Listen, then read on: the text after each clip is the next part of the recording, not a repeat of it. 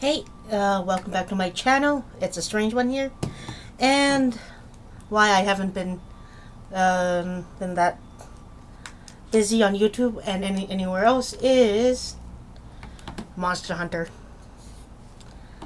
Well, this game I haven't been the biggest fan of it. It's huge in Japan. Here it's called Monster Hunter Free Ultimate, and in Japan it's called Monster Hunter Free G. I don't know why, but it makes it sound like it's a cell phone network. Anyhow, so Monster Hunter for the uninitiated is just basically what it says on the tin. Monster Hunter. You grab a weapon. There are 12 to select from. The lance, the gun lance, the bow, the light and heavy bow guns, the hammer, the hunting horn, the sword and shield, and the great sword, the katana. Am I missing anyone? Whatever. It's like you have a 12 different weapons that you can choose from. You can build weapons from stuff you get from monsters. Essentially, it's like if you play multiplayer RPGs like World of Warcraft or the Heroes and Villains one, the superheroes thing. It's basically like that. You basically kill giant boss monsters, cut up their bodies, and use them for different things. So basically, here is the start of it. I don't know if you see that.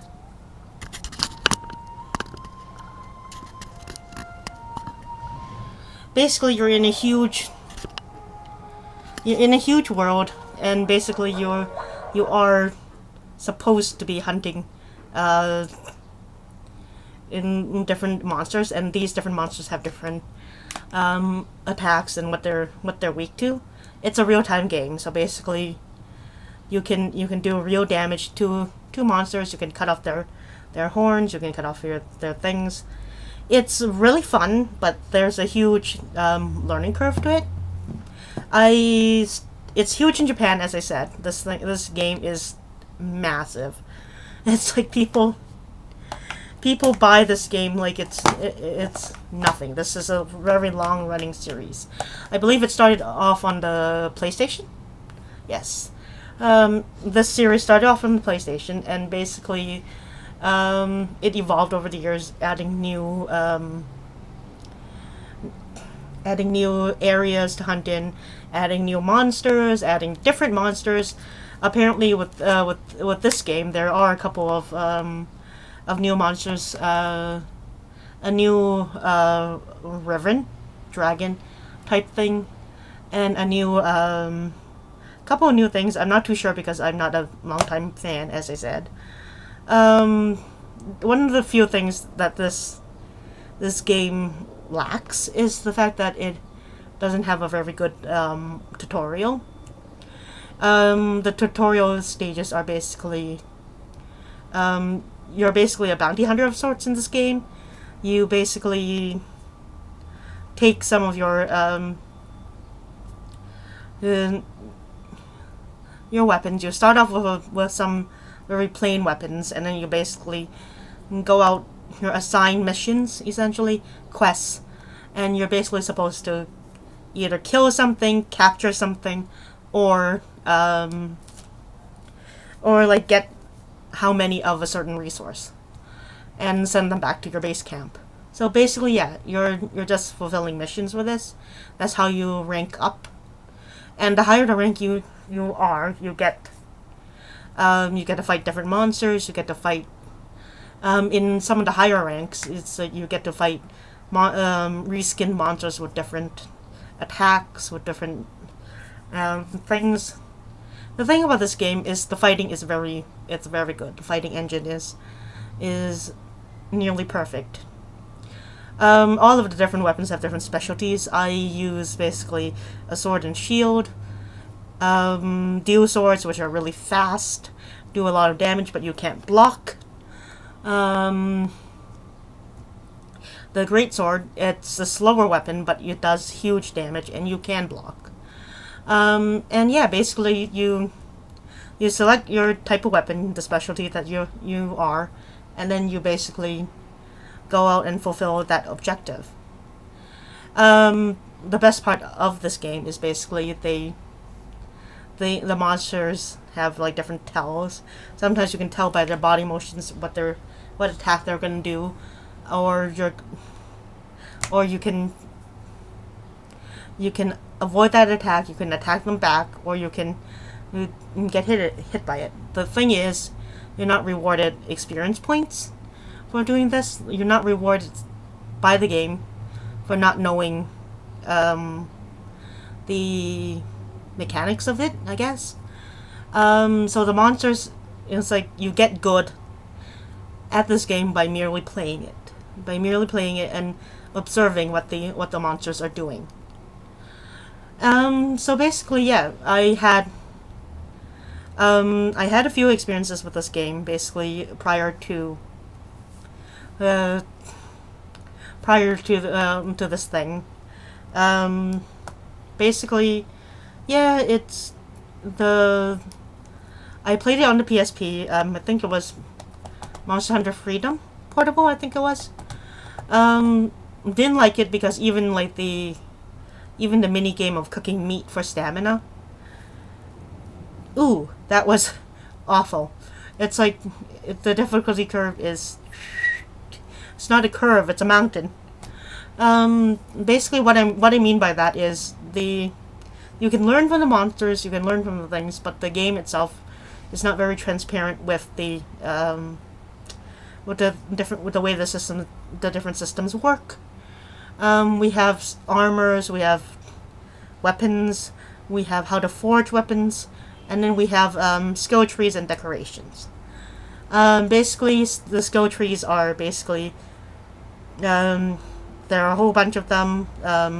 Some of them affect how much stamina you have, how much if you can see monsters on the map, or if you can negate certain things like being poisoned, like being paralyzed, or other things. And basically, what everything amounts to is charms and decorations. Basically, boost up that those stats, those different stats, different categories do different things. Like for instance, the whim category does lets your character not break his implements that easily. Like sometimes you're mining for resources and your pickaxe breaks. So basically, how that system works is basically 10. Like when I had the PSP, I didn't have resources on the internet that well, so I didn't know about like decorations. I didn't know about this. So basically, how that works is basically if you get amass 10 points into whatever that thing is, you get that bonus, and if you get it up to 17, you upgrade that bonus. So yeah, the game doesn't tell you this. The game doesn't even tell you what those different things do. Essentially, they just show up on your armors that you build, and you're just like, what does this do? So yeah, I'm glad the Monster Hunter Wiki exists. Otherwise, newcomers are not gonna be very good at this. The other thing I want to mention is basically this game has a lot of fans. It has a lot of longtime fans who know pretty much everything. They're like gurus in like the Monster Hunter series, and yeah, that can be a good thing or a bad thing. But mostly, I find that Monster Hunter has a lot of snobbery when it comes to that.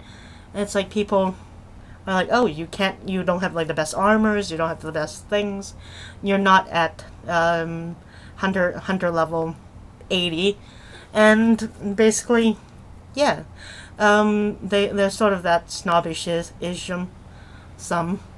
What did I just say? about how monsters, how new hunters are not very good. The thing is, this does use Street Pass, and it funnily enough, it doesn't use it for markets. Like I was hoping that you could sell your various bits and bobs off of your monsters to other hunters. No, it doesn't have that. It has basically, if you run into them, if you run into somebody with Monster Hunter on Street Pass, and you have it too, it basically they show up in the tavern.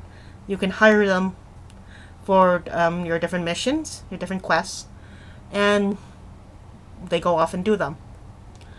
And you get all of the rewards. So it's kind of weird. The Street Pass seems like it's kind of tacked on, but hey, we can have everything. This does have DLC. You don't pay for it. It's just basically different quests, different monsters to kill, with different rewards. They're kind of interesting, but they're mostly tailored towards higher ranks and higher monsters, and more deadly monsters, I guess. So yeah, basically it is a great game. It's very action oriented. I haven't been using my 3DS too much, except for this and Luigi's Mansion's Dark Moon, which is really good. But both games have a really good playtime. Don't expect to pick up Monster Hunter Free U for cheap, because I have not been able to find this in Walmart. For some reason, Walmart does not stock this. This is not a violent game. It's rated T, as you can see. There's blood, there's crude humor, there's fantasy violence. It's not that violent. So basically, yeah, you're fighting on land and underwater, and basically you're hunting a ton of monsters. This is a great game. It's at least 100 hours of gameplay or more, because I haven't done this since I was yay high. I literally played this until like 3 o'clock in the morning. Just went, holy crud! It's 3 o'clock in the morning. I need to get to bed before I turn into like the wreck of a monster kind of thing. So yeah, I believe this game uses the Circle Pad Pro. Yes, it does, because there was a thing saying that you can use the Circle Pad Pro. The good thing is this thing has has a lot of replay value, as I said. If you're getting really bored with the game, you can actually switch to a different weapon, and that totally changes your playstyle. I use like the great sword for most quests, but that's just my thing. The funny thing is like when I played this on the PSP and I didn't like it, was the fact that I was using a great sword. I didn't know how to use it, so yeah, I got my butt handed to me in a sling. So yeah, it's basically you learn how to play, you learn what your monsters are doing, you learn what that specific monster is doing. It's a very organic experience. I'll show you some gameplay footage as soon as I get my batteries charged, because I do have my tripod with me, but I don't have my batteries and my camera charged.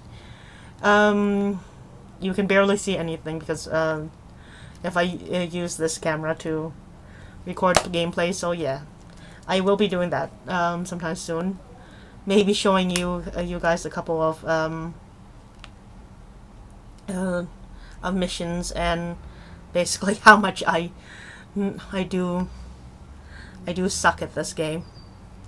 So yeah, it's a great game. There's a few issues in it, but with the advent of the internet and various other resources, I think it's possible for even new gamers, like even new people to this series, to actually play it. Because I think this series needs to come back. Apparently, there's going to be a Monster Hunter 4 soon, and that's another issue is this thing doesn't have online gameplay. You have to by itself. Makes no sense, but until you think that Nintendo was using the Wii U as a middleman. So basically, you have to have a Wii U and this if you want online gameplay. But it does have local multiplayer. So yeah, that's still a very interesting way to put it. Anyhow, it's a totally different experience when you're hunting by yourself, or you're hunting in a group, because groups you have different players, different skill level, and you have different players of different who to use different weapons. So yeah, basically, it's a great game. You farm weapons, you hunt large monsters, you go back and do that again.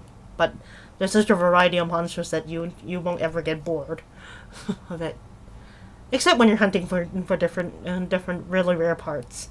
But that's about it. So it's a strange one signing off. I hope you enjoyed this video. Watch more of my videos if you want to. And yeah, hopefully you guys have a great summer and a great hunt.